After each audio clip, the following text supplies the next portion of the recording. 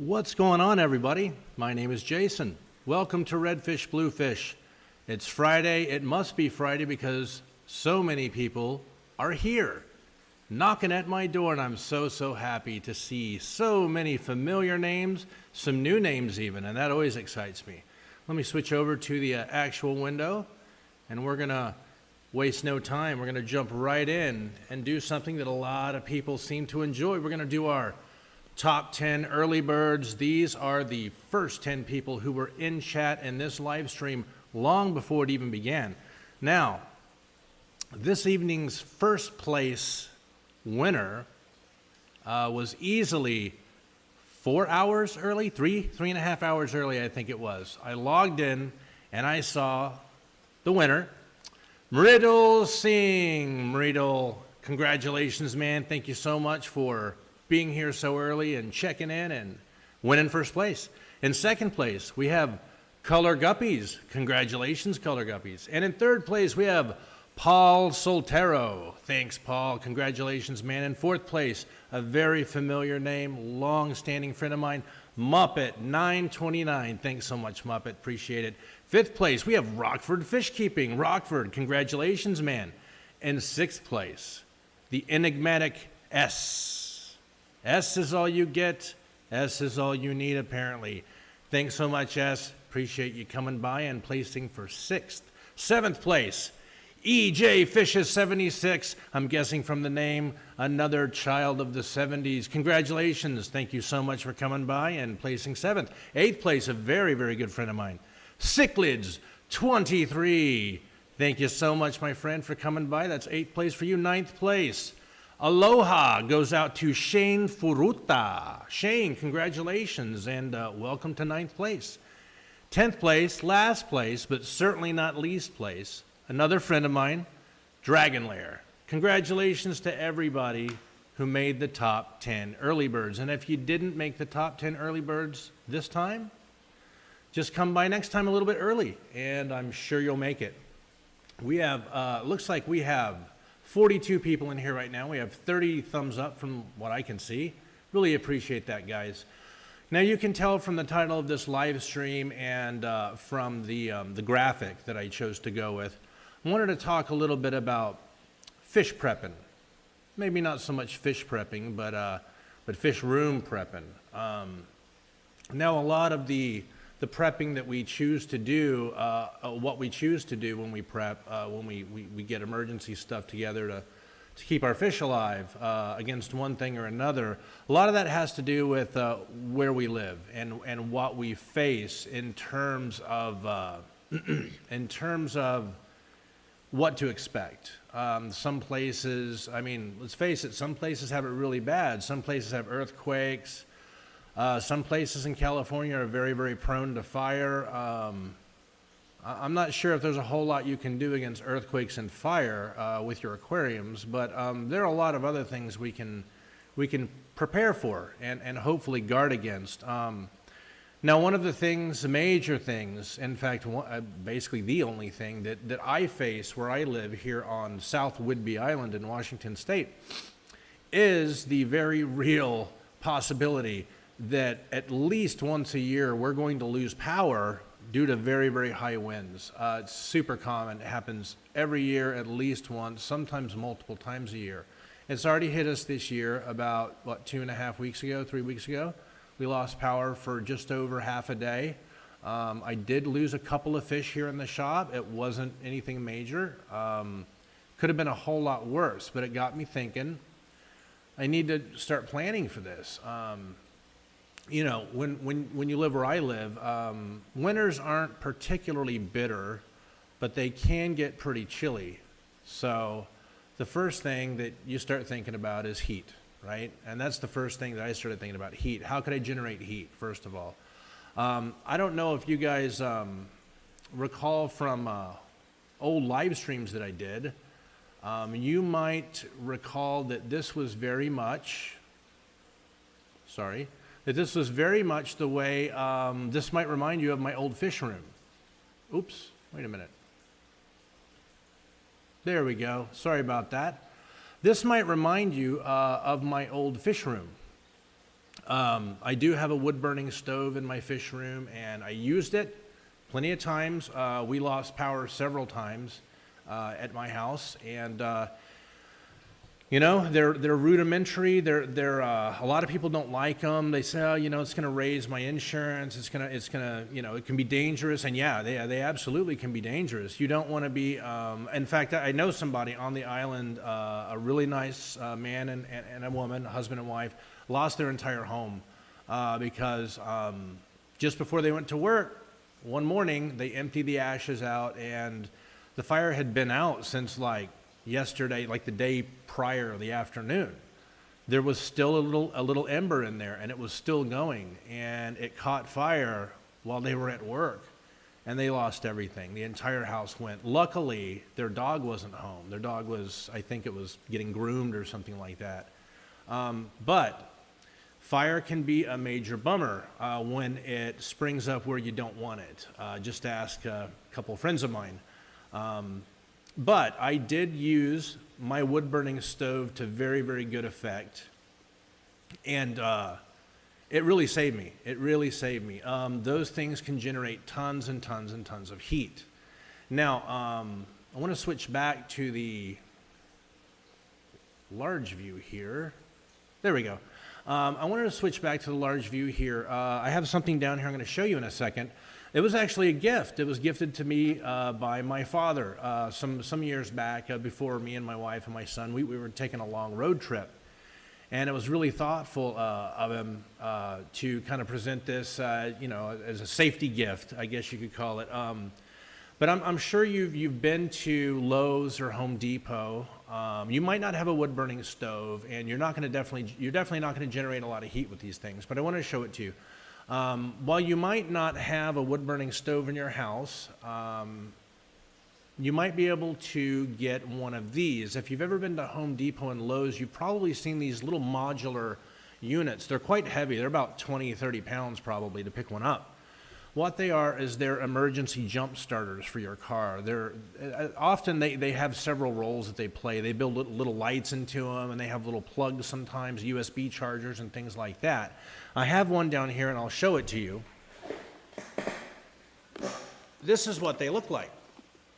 I don't know if you've ever seen one of these, but you see the front here. Clearly, there is a US, you know, like a North American style plug built into it, and it has a cable on the back of it that you plug into the wall, and it charges up. It doesn't charge up particularly quickly, that's for certain. But I wanted to point out that plug on the front of it. What that basically is, it has an internal battery. It holds quite a bit of power. It's got a built-in little light on the front, little LED light, and it does have a USB port so you can charge a cell phone in an emergency, or any kind of USB device for that matter. Now, the AC style, you know, North American alternating current style socket you saw on the front of it, what that is, it has an internal battery, and it also has an electrical inverter inside of it. So you can plug really any AC device into it, and it will power it off, provided that device doesn't draw tons and tons of power. Now, the reason why I'm pointing that out is not to ask you guys to start plugging in aquarium heaters to that thing. No, don't do that, because it'll drain the battery really quickly. But what you can do in a pinch, if you're in trouble, you can grab one of these things and run like a power strip off of it with like 4 or 6 plugs, right? And you can run multiple air pumps off of those, and they will run them for quite some time, hours and hours. I've tested it before, and they go and go and go and go. So that's one thing you can do. You can get auxiliary AC power off of one of those. It just depends on how much you're drawing off of it. Anything like with a heating element, you wouldn't want to do that because anything that has a heating element is going to draw tons of wattage, and it's going to drain the batteries pretty quickly. So you'd really want to use something lower draw, something that's going to draw lower energy off of one of those things. Now let me switch back to where I was. Look at that nice toasty view. I can almost feel it now. We actually might fire ours up in the house this weekend, truth be told. Anyway, I wanted to jump over and show you guys something that I'm actually very, very seriously thinking about getting for the shop. And let me see if I can figure out how to show it to you. This is the actual one I've been looking at getting.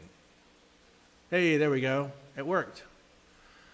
This, I don't know if you guys, if you spend a lot of time in your garage or out camping, if you're an outdoorsman, then I have no doubt in my mind that you know about these things already. But they make these small generators, and this thing is not very large at all. You can see the size of it compared to the propane tank next to it. They're not very large at all, but this thing I want to say puts out 4,000 or 4,500 watts. It'll supply that much energy, continuous energy. And it's dual fuel, so you can run it off of gasoline or you can run it off of propane if you wanted to. So in a pinch, that would definitely help you out a great deal. You could do a lot of things off of those. Oh, and by the way, you see that this particular model there, if you look on the front, hopefully you can make it out, there's a circular, kind of odd-looking AC style plug on that.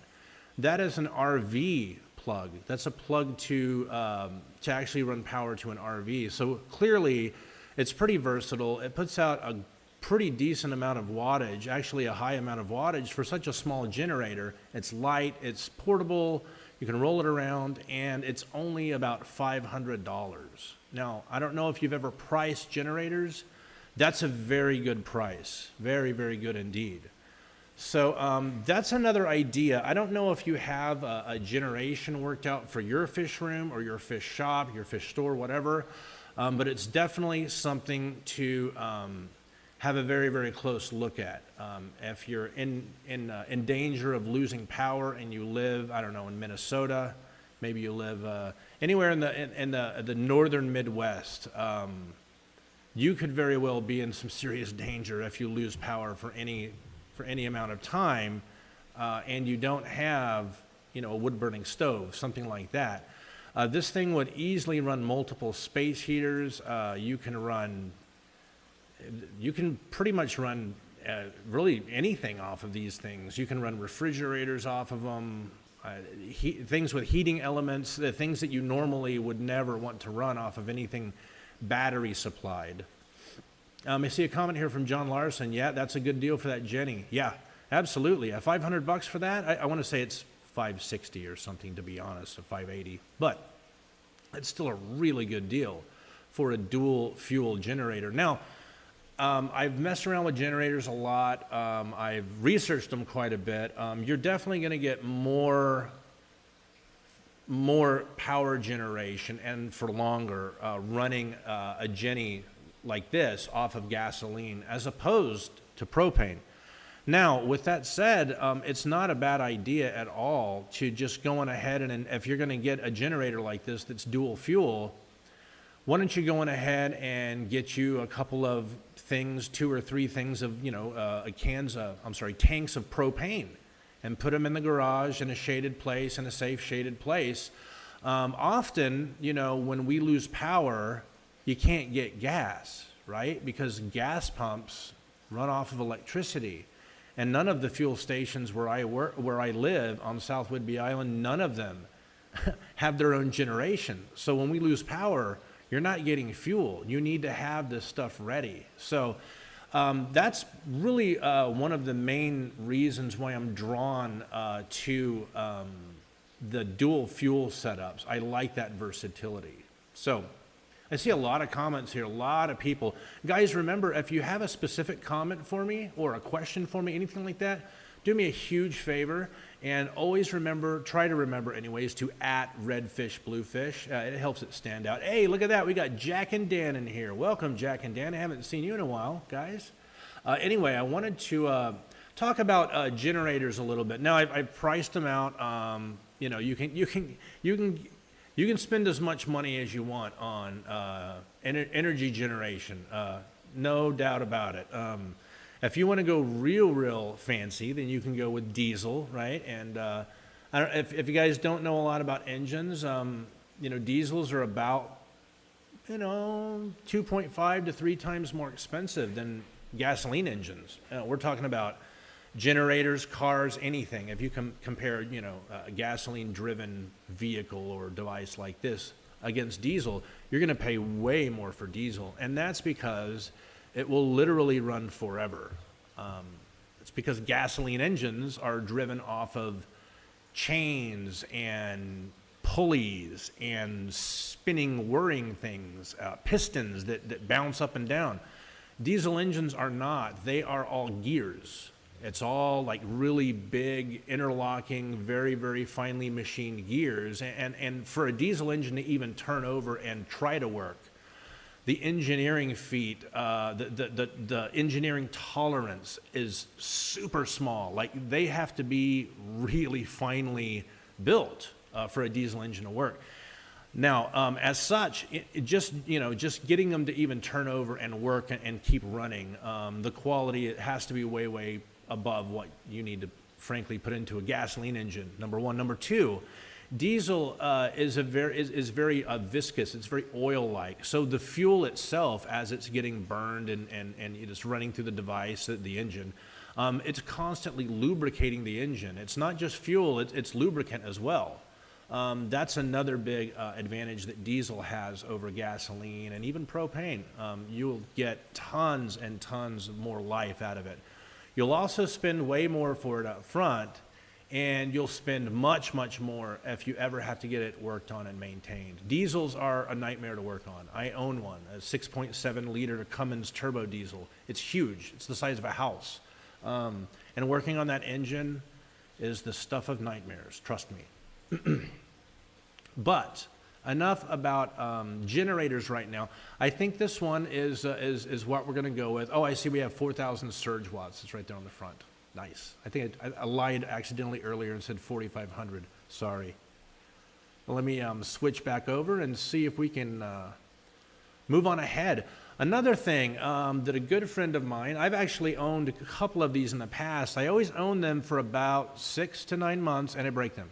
I step on them, I kick them, I drop them down the stairs. I think the last one I dropped off the stairs down the back deck. For some reason, it seemed like a good idea, I guess. But a good friend of mine, Bentley Pasco, has come over with one of these twice now, and he has brought over some of his famed and much, much coveted blue Hawaiian Moscow guppy pairs. And whenever he comes over, he drives up in his fancy city slicker sports car. Just kidding. And he pulls out a bucket. And in the bucket are guppies.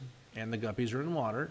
And in the water is an air stone. Air stone's attached to an air tubing. And the air tubing is attached to one of these. In fact, I believe that this is the exact model.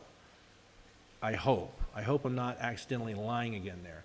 I believe that this is the exact model of the little battery-powered air pump that he brings over when he comes over with his awesome guppies.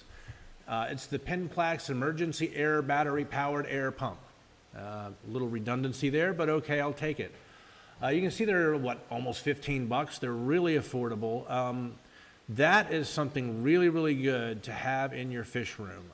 If you have fish, or if you have I guess I should say a setup, an aquarium, that has a lot of, that's just, frankly, it's in danger of being overstocked, right? Or maybe it's an aquarium without, it's a strange configuration. It's got a lot of fish in it, and it's one of those kind of tall, skinny cube aquariums without a lot of surface area. Well, those could be bad aquariums to not have aeration running in if you have them stocked pretty heavily. In fact, you would start seeing, I'm quite sure you'd start having losses after a while. So again, getting one of these for like $15 a pop, it makes a lot of sense to have a few of these things around. And I did have one of these, and I left it running on accident, I think, over a weekend, and I think I want to say it ran for more than 2 days. It ran for a surprisingly long time. I think they take C cell batteries or D cell batteries. They take the big ones, the big annoying ones that you have to go to the grocery store and get because no one ever has them in their house. But There we go. I wanted to talk about that, point out a few things, and maybe give you guys some ideas. I'm going to be ordering a few of these for the house, not for the shop. One other thing. Now, we've been talking about power. We've been talking about air, generating heat. Showed you, again, my trusty little, it's got this little AC plug on the front. And as long as you keep it charged up, you can run something that draws, fairly low wattage off of that thing for a long time. As long as it's nothing crazy. As long as you don't plug in an iron and decide, I'm going to do all my ironing and I'm going to run it off of this thing. Not for long, you're not. Maybe half an hour. It's got heating elements. Don't do it. It'll drain it.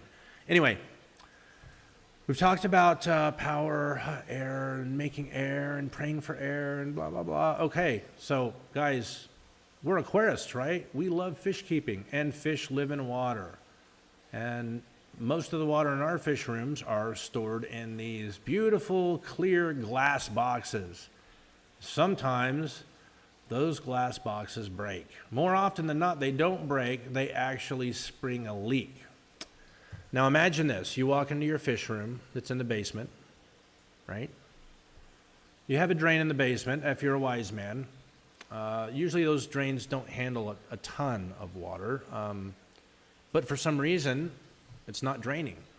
And there's water in your basement because, I don't know, your 250-gallon aquarium busted a seam in the lower corner, right? That's the worst place that can happen. You cannot fix that, certainly not with water in it. That water is going to come out. It's going to keep coming out until every last bit of that water's gone and on your floor. So what are you going to do? Well, if you are smart and you had, I want to say it's $50, $60, we're going to see. If you were smart and you did a little bit of planning, you invested in one of these. $48.07. I was close. I was about to say about $50. This is the actual bilge pump. In fact, I own 3 of them. And I have all 3 in this shop right here for emergencies. This is the very bilge pump that I have in my, IBC tote back there behind the aquariums. That's the very model. And you can see probably that it looks like that little spigot it has. I assure you, a water hose screws right onto that little spigot. You don't need any adapter. You don't need anything special.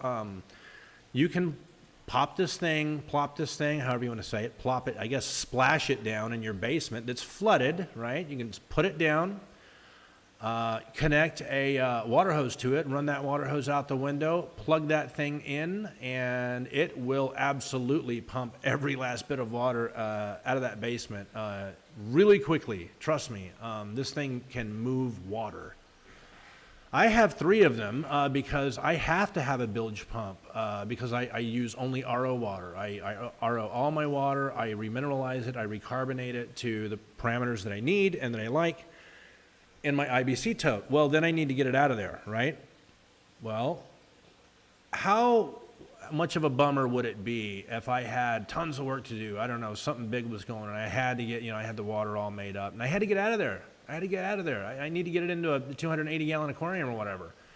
And the bilge pump's busted. You plug it in, nothing happens. That's why I own 3 of these things. So, again, I'm not like a super creepy, freaky prepper type person, but with my water plant, you don't take chances with water plants in a fish shop. You have redundancy built into it, man. And I have tons of it.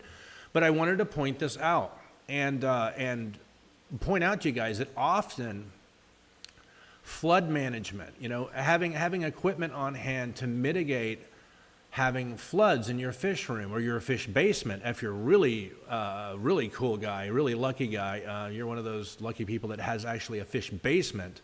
I've always been jealous of you people because I don't own a basement and I've never owned one because I've never lived anywhere where we can have one. The water table's always so high everywhere I've ever lived. But I did want to point this out as something you might want to look into getting sooner rather than later, it's much better to have one of these things, spend the $48.07 plus the shipping if you have to pay for shipping, right? It's much better to spend plus or minus 50 bucks on this and never use it rather than needing it really bad for really bad reasons one day and not having it and not being able to get one because it's a Sunday or it's Easter or something crazy like that's going on. So, wanted to point those out to you guys. I'm going to go back to the big view here. Actually, there we go. So, we've talked about, power generation, generating power when you need it in a pinch. I've got this little guy down here. I always got it around. Always, if I'm on a road trip or whatever, I always have it with me. I definitely have helped quite a few people out who have had flats. This thing airs up tires, it jump starts batteries, it can charge batteries, obviously it can generate AC power for a little while. It's got a built-in emergency light, all kinds of stuff. I've used that thing to help out quite a few people, so I always keep that thing handy, and definitely when we've got some bad, inclement weather coming in, I always make sure that thing is majorly charged up. Okay, enough of that right now. So, talked about getting water out of a basement. We talked about power generation, and kind of hand in hand with power generation is air generation, really. I mean, if you can get you some power, you can get you some air. That's not a big deal. If you can get you some power, you can get you some filtration. Now, let's not talk anymore so much about floods or electrical outages or winds or hurricanes or whatever. Let's talk about something else. Let's go back to that proverbial flood in your basement, your 250-gallon aquarium, right, that has a theoretical monstrous 500 guppies in it. Okay, maybe you're a madman. You suffer from serious and possibly terminal guppy madness. Okay, you got 500 guppies in a 250-gallon aquarium because you're nuts. And pow, it springs a leak in the lower corner, right? You are not going to fix that. You're not going to slow it down. There's nothing you can do. Now, you have two choices to make. You're going to let the guppies die, or are you going to let them live? That's really not a choice in my mind. Those guppies are going to live. I love fish. I would never let that happen, anything like that. So in our theoretical basement, you only have a 75-gallon that's already got 25 guppies in it, or 20 guppies in it, right? That's all you have. So what do you do? Okay, well, what you do is you get a couple of buckets and you start, you fill one bucket full of water from the aquarium that's very quickly draining onto your floor. You get a bunch of water out of that aquarium in one bucket and you start throwing guppies in there, as many as will fit temporarily. You do it with another bucket and you got 400 more guppies, right? What are you going to do with them? What you're going to do with them is you're going to do what anyone would do. You're going to start slamming them in that 75-gallon you have. Mix them whatever it takes, right? They're going to get in that 75-gallon aquarium. And then in our theoretical, horrible emergency situation that I hope never happens to any of you guys, the water's drained, you've gotten it out, you've gotten the water up off the basement floor, okay. There's no way you're going to be patching that aquarium then. It's got to dry. It has to dry. Then you're going to have to remove all of that silicone and do it again, and then it has to dry and it has to cure all of that. And maybe the first time you tried to patch that aquarium, you don't get it right and it starts leaking again. That's very, very common, especially when the leaks are in the lower corners, okay? So what I'm getting at is those guppies are going to have to be in that 75-gallon aquarium for a while, right? There is no way that the filtration, I don't care what you had in that 75-gallon aquarium. I don't care if you had gangs of pooping cories that were 1.5 feet long, whatever, some theoretical crazy high biological load you had on that aquarium, fine. You slam 500 guppies in that aquarium, that biological filtration is not going to be able to handle that load, not even close. You're going to get such an ammonia spike in short order, you're going to have to do something about it, and you're going to have to keep up with it, because if you don't, you're going to lose fish. All right? So what are you going to do? Well, you're going to do one of two things. You're going to do often water changes very often, every day. You're going to have to really zip water in and out of that aquarium temporarily until you can get those guppies moved out of there. They have to live somewhere, and it has to be in water, right? So you're going to do one of two things. You're going to be doing water changes like mad. And I mean, you're going to have to plan if this is in the winter. Think about it. How are you going to get 40 gallons out of your tap when you live in Minnesota, and the water that comes out of your tap is almost freezing, right? It's barely liquid water. It's that cold, right? You got to heat that water up first. You can't just slam it into your aquarium. A lot of people that have heaters or water heaters in their homes have really old water heaters, and the water that comes out of them is tons of iron and all kinds of nasty stuff in it. A lot of people don't like using water from their water heaters in their aquariums, and there's very good reasons why you might want to think twice about doing that too often. I've seen bad results from that. So what I'm getting at is, if you choose to change your water that frequently, you're going to have to do something. You might have a hard time keeping up with it, right? When it's that much water and the water's coming out of the tap that cold, that sort of thing. I want to point something out, and a lot of people don't actually know what this is. They see it. A lot of times they see it in fish stores, and they see it once in a while in Petco. Oh, that must be for marine aquarium or something. I don't know what that stuff is. This is for filtration or something like that. I wanted to show it to you guys, and I want to show you one of these. This is a product from API. It contains something called zeolite. Okay, we'll talk about what zeolite is. This is called Nitrosorb. All right, it's from API, and basically it's a mesh bag that water flows through very, very easily. It's a mesh filtration bag is what it is. And it contains this white sand-like powder, right? It looks kind of like sugar. It's not sugar. Don't eat it. It's not good for you. That is zeolite. And then the black stuff that you see in here, that's a little bit of activated carbon or charcoal, whatever, mumbo jumbo. The black stuff isn't going to help you out too much. Now, let's talk about why you definitely want to have, if not this product, then at least some raw zeolite crystals. We're going to talk about what this stuff can do, all right? So, zeolite is a master at ion exchange, okay? It is an aluminosilicate. It is a technically, I was going to say mineral. It's not technically correct. It's a compound. It's classified as an aluminosilicate, okay? So what aluminosilicates are masters at is something called ion exchange, okay? What this stuff will do, very loosely, it'll bond to positively charged ions such as calcium, sodium. Sodium is a big one.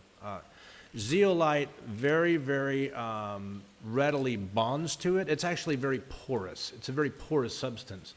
But it will chemically, and I wouldn't say molecularly, but it will certainly chemically bond to sodium. It will draw sodium in and just hold on to it big time, okay? It loves doing that. Now, what makes it, yes, Marito's seeing here, disclaimer, do not eat Nitrosorb. Definitely bad for you. Yes, definitely bad for you. So this stuff is amazing at latching on to things like sodium, and it will latch on to sodium. In fact, when you buy it like this, it's quote-unquote charged up.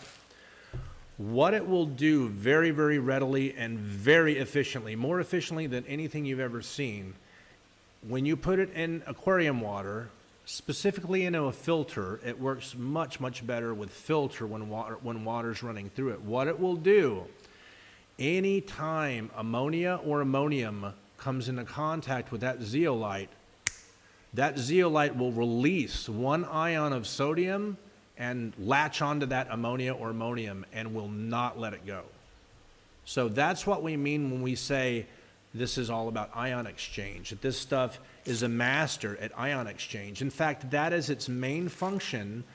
It's used to soften water, and it's also used to purify water in giant water purification beds in these commercial systems. They use for drinking water, they use for all kinds of stuff. Now, zeolite is an absolute master at latching onto ammonia or ammonium that will not let it go until you make it let it go, okay? Now, you're going to say, whoa, why would you want to do that? Okay, well, I'm going to caution you in just a moment about this. I want to explain what goes on. This stuff will latch onto ammonia and ammonium and will not let go. However, it can't soak it up forever, right? Everything's finite. Everything can only hold so much of something else, right? So what you do is after 5, 7, 10 days, it just depends on how much ammonium or ammonia that the zeolites zapping out of an aquarium. Remember our theoretical 500 or what was it, 75-gallon aquarium with 5 billion guppies in it? This will absolutely take every last bit of ammonia out of that tank. Trust me on that, especially if you put it in the filter that's running, like a hang-on-the-back filter, a canister filter. Oh, you will have no ammonia or ammonium in that tank. Trust me. Now, it won't do it forever, right? So let's say after 3 days, it would be a very wise move to turn off your filter, take out the zeolite, and recharge it. What do you mean recharge it? What does that mean, Jason? You sound like a madman. Okay. If you read the instructions on any of these products, it'll tell you how to do it. Basically what you do is you put it in very, very, very salty water, extremely salty. Like we're talking 4 to 6 heaping tablespoons of salt in 8 ounces of water. 8 ounces of water is nothing. That's like that much. That's very little water. And you put the zeolite in that extremely salty water. What happens? Ion exchange. Ion exchange occurs again. There's so much salt in the solution now, right, that the zeolite releases all of that ammonia and ammonium and sucks all that sodium chloride back in. That sucks that salt in. It latches onto those ions, and it releases all of the ammonia and ammonium. And after you recharge it takes about 2.5 hours. After you recharge it, take the zeolite out and rinse it off under tap water. Look at that brine that the zeolite was quote-unquote recharging in. You will notice that it looks like very milky, cloudy urine, and it smells horrible, absolutely horrible. That is all of the ammonia and ammonium that the zeolite chemically and molecularly stripped out of your water and protected your fish. Now, here's the word of caution about zeolite. It will absolutely kill your biological filtration in your aquarium. Absolutely, it will kill it. It will starve it.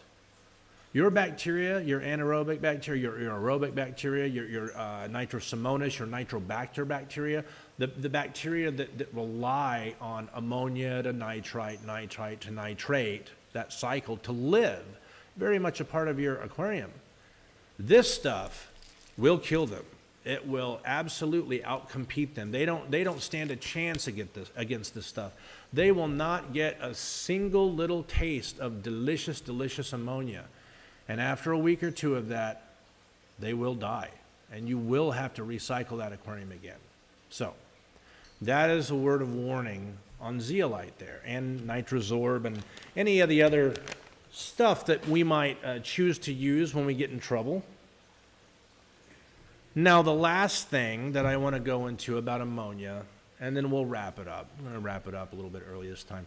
The last thing I'm going to go into about ammonia, then I'll shut up about it. A lot of people don't recommend doing this. I, in fact, don't recommend doing this either. But in an emergency, and as long as you're able to get the fish out of the water afterwards and relatively, I wouldn't say any more than half a day, you can use products like Prime to not get rid of ammonia, or ammonium for that matter, but to detoxify it. What do you mean detoxify? Well, Prime is all super secretive about, how their stuff works, but essentially the way that all of these detoxifying, wink, wink, substances work is the same way that a lot of medications work on bad things in the human body. There are a lot of bad things in diseases that can be in our bloodstream flying around. A lot of the medications, next stage, like biologic medications that are used to treat really nasty diseases, particularly autoimmune diseases, they are actually using these drugs called biologics that actually seek out these nasty molecules in your blood. They latch onto them forever, thereby changing the molecule, right? So that molecule can't latch onto a cell receptor or an antigen or whatever. It can't do its bad thing to you anymore because it's not that thing anymore. Well, that's exactly what this stuff does to ammonia and ammonium. Okay, it latches onto it and it renders it technically no longer ammonia or ammonium. It's just not. It can't, it's not going to burn their gills anymore. It's not going to do any harm immediately. However, I am of the firm opinion that it's just a short matter of time if you leave your fish in a temporarily safe soup of, you know, ammonia, ammonium, wink, wink, and prime and fish poop and all this other stuff. It's just a short matter of time before they are going to start dropping off. So that is very, very temporary. Yes, we got a fantastic comment here. Thank you very much for that, Dragon Lair. Dragon Lair with a comment here says, Polysorb does the same thing. It's expensive, though. Yes, actually, Polysorb, I don't know if you know this, Dragon Lair, Polysorb does a whole lot more. It actually absorbs copper, nitrite, nitrate, ammonia, ammonium, I think iron, chlorine, and chloramine. I mean, Polysorb is something else. That is a really, really amazing product. If you've never used Polysorb, it's a good idea to maybe have a little bit of that on hand. If you get into a really bad pinch, Polysorb, you could slam some of that in your hang on the back filter or your canister filter and crank that sucker back on. It is going to absolutely take ammonia out, but it's very, very good at it. And again, just as zeolite can do, you can kill off your biological bacteria bed. And you don't want to do that because cycling aquariums is not fun at all. You got to go through the whole, the diatoms and then the green dust algae and then the this and the that and the, it's just not fun, guys. So I think we've just about covered everything that I wanted to kind of cover. Now I'm going to jump over and start scrolling up. Hey, thank you so much, Candy Overholes, for dropping all of the awesome links to the website. Guys, I'm sure you've gone to the website, redfishbluefish.shop, and you've seen that big banner across the top saying, we are not shipping right now for the Christmas rush. I'm sure I don't have to tell you why. I'm sure enough of you have ordered gifts early or something off the mail, and you have noticed that we're only 4 days into December, and the mail is considerably slower than it was last week. That's for sure. So a little shout out there. Thank you so much, Candy, for sharing those links. It means a lot to me. And thank you so much to all the other mods for keeping the chat troll-free, making sure everybody's playing nice. You know, everybody can have a bad day from time to time, but, you know, we don't like the trolls. Let's see if I have any at Redfish Bluefishes here. I just see a bunch of really helpful, awesome links from Candy Overholes. Cool. We got a comment here from CPC Aquatics. CPC Aquatics comments, I was just thinking how cool it would be to have an air pump that was battery operated. Yeah, absolutely. You know what? I don't think Penplax made them when I was a kid. Oh man, this would have been like in 1979 or something, 1980. I think it was like, it would have been 1980. I saw one of these. It wasn't made by Penplax, and it wasn't intended for aquarium use at all. It was actually for sale at this little bitty tiny hole-in-the-wall mom-and-pop bait shop in Port Isabel, Texas.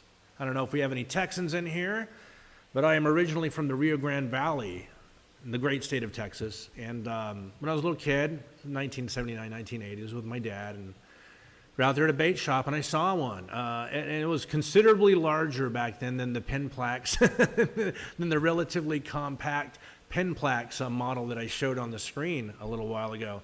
But they've actually had those battery-operated aeration pumps for quite some time now, and apparently they originally designed them to be used to keep your bait alive when you're going fishing. So that's pretty cool. Comment here from Jack and Dan. Thank you so much. Appreciate that, my friend. Really do. Yes, Paul Soltero here with an @redfish_bluefish comment.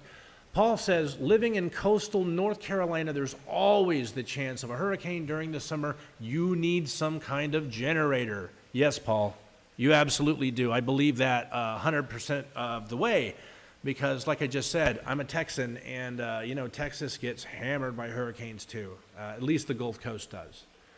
Houston has had a particularly bad run of luck. Going on for a while. I thought I saw Jeeps and Things was in here earlier. Jeeps and Things, what's going on, bro? Everybody say hello to Jeeps and Things. That is my slightly younger brother tuning in from a suburb of more or less Houston, Texas. Thanks for tuning in, buddy. So I'm going to keep scrolling up, and yes, Jeff Chambers asking there, isn't your truck diesel? Yes, it is. It's a Dodge. I have a Dodge Ram 2500. It's been a really good vehicle. It's a really huge engine, and it requires not one but two batteries in it. So it's actually a 24-volt system, not a 12-volt. So now everything, you know, in the truck is 12-volt, like the cigarette lighter and stuff. But yeah, it actually has two batteries in it. It won't even run. The engine will not even, the vehicle will not even crank or turn over with only one battery. Both have to be working, and both have to be full tilt to turn that sucker over. Otherwise, well, you're going to be sitting in a cold truck. You're not going anywhere, man. But anyway, guys, I think I have not gotten very many questions at all. Yes, I got a question from Jeff Chambers. Jeff asks, can you run the air pump on that guy? Yeah, I'm assuming, Jeff, I'm sorry you asked this question a long time ago. Can I run the air pump on this thing? Absolutely, absolutely. I've done it. In fact, I have plugged a power strip into it, which is, you know, it's like the little long thing that you can plug 4, 5, 6 devices into and then plug that into the wall. Yes, I plugged a power strip into this, and I've run multiple air pumps off of it at the same time. And I think actually I even charged a cell phone off of it at the same time to really test it out. And it runs them. It runs them for hours and hours and hours. Now, again, as long as it doesn't draw too much wattage, you're good. If you have one of those in your vehicle, you know, and you've got a nasty storm coming in and you only have 1 or 2 aquariums, something like that, and you don't live in a particularly cold area, one of these little jump starter type multi-purpose things that you would normally keep in your vehicle, that'd do you. I'm sure you could run air pumps off of that for a really long time. I know, because I have. Oh, hey, we got an awesome comment here from Peplin Creek Aquatics. Peplin Creek says, thank you for the beautiful fish, bud. They are beautiful. Oh, man, you're very welcome, man. They are yours. They are yours, man. I hope those blue galeras are behaving themselves, man, because I'm sure you can already tell. They're spunky fish, man. They are mean. Blue galeras are mean killifish. They're beautiful. They're well worth the meanness, just because of their sheer beauty. But yeah, there's something else. Wait until they get older and they start, you know, making eyes at each other. You're going to like that. We got a comment here from Dragon Lair. That's a bummer. Dragon Lair lost a Cory tonight. Just came back from checking on the rest. 2 were eating some krill flakes. Okay, that stinks, man. Sorry about that. I hate hearing people lose fish, especially Corys. Jeeps and Things, 1980. Where's your walker? Texan here. Know the valley well. Oh yeah, there we go. There's Jeeps and Things. He knows the Rio Grande Valley very well. He lived through it too. He lived through it too. Oh, Jeff Chambers. He meant you meant the big linear piston pumps at my shop. Oh, sure. They'd run them for a while. I'm not really sure how long. That's a good question. You know what? Maybe tomorrow I'll plug one in. You know, I'll plug it. In fact, it's already charged up all the way. I might just go ahead and plug it in tomorrow and just see. It won't hurt anything. I mean, it'll start to slow down, and you can tell when it starts to run out of juice. I might go ahead and time that. It's a good idea, Jeff Chambers. It's a good idea. Mainly Betta's here with a comment. Great stream tonight. Appreciate the information. Absolutely, guys. Don't overuse the zeolite, please. It absolutely will. You know, if you use it for too long, your bacteria will starve and die, and you'll have to recycle your aquarium. But please get some zeolite. Just get a container of it and one of those little mesh bags from the aquarium shop, or you can get one of these. It already has the zeolite in it. It's in one of these little mesh bags that fits into a hang on the back filter. It also very nicely fits into canister filters. Heck, get 2 of them. I have 2 of them down here. Actually, I have 2 more over there for emergencies. Get some zeolite. It is really going to save your bacon on those situations where you had to pack, umpteen billion fish into a 150-gallon aquarium. You had to go 5, 10 times too many fish, just temporarily to save their lives.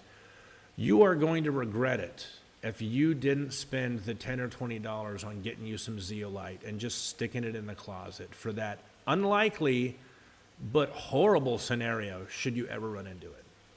So guys, I really appreciate you coming by and hanging out with me. My name is Jason. You've been watching Redfish Bluefish. We meet every Friday at 8 p.m. Pacific. That's 11 p.m. Eastern. If you've enjoyed the content here, you had a good time, you had a nice chat with other awesome folks in chat, please consider subscribing to my channel. And if you do, thank you so much. Don't neglect that bell. Mash that bell. Oh, look at that. I just got a thumbs down. Isn't that nice? I always seem to get one. Hey, I'll take it. It shows interaction. Anyway, guys, we're going to wrap it up here. I am going to mute myself, and we're going to hit you with the old outro video. Guys, we have just crossed the threshold into December. The month of Christmas. I am a huge fan of Christmas. You don't have to be a big religious person to enjoy the holiday. And I'm not, and I do. I really enjoy Christmas. I wish you each a wonderful Christmas holiday. We're going to do 2 or 3 more live streams before the big day hits. In fact, you know what I just realized, guys? Christmas lands on a Friday this year, and I stream Fridays. So, hey, guess what?